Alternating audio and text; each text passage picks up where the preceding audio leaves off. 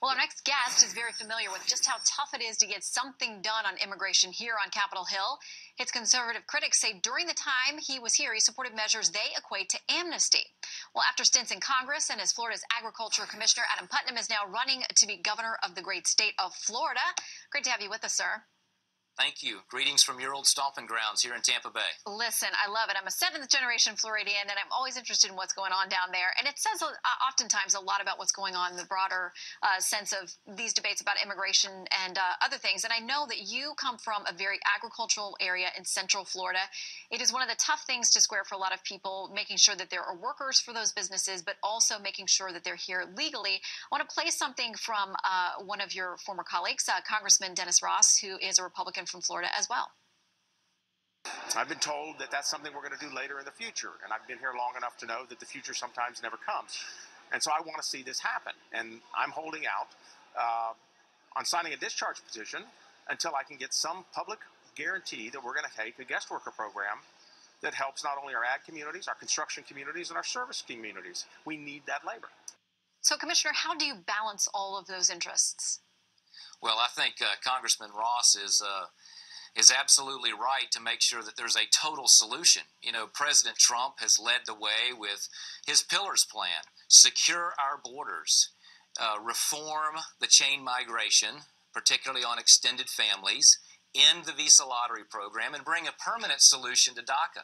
Now, you know from your time in Florida that the guest worker program is a legal mechanism to meet the needs of the tourism industry, the construction industry, the agriculture industry, and people are tired of waiting on Washington. Washington just fails to deliver a solution to our broken immigration system. And that's why I was thrilled to be joined today by law enforcement and sheriffs as I rolled out my Secure Florida plan, which includes the safety and security of Florida with reestablishing that Secure Communities program that President Trump reinstated.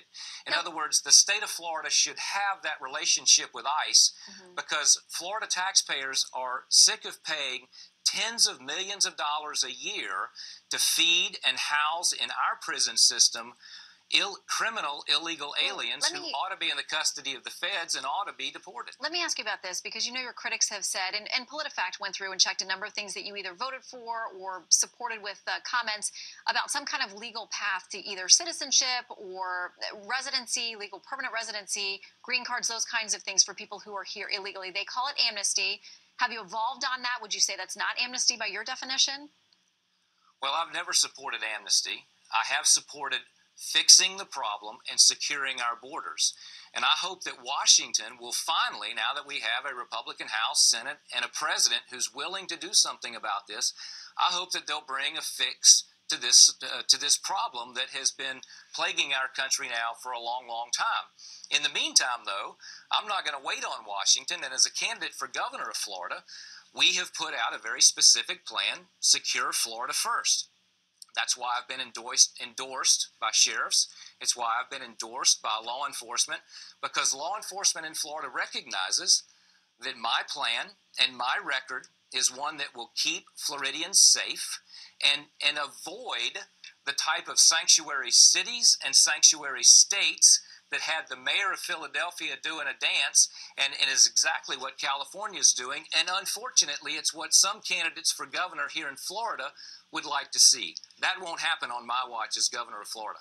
Well, as you well know, Florida is a very diverse state with all kinds of different interests and obligations and different populations. And I know you have a lot of folks to appeal to and to talk to during this primary season. We will watch it, and we'll be down there in Florida to cover some of these races, including yours as well. Commissioner, thanks for joining us. We look forward to having you back home. We'll see you soon. Thanks, Shannon. All right, as the immigration debate heats up.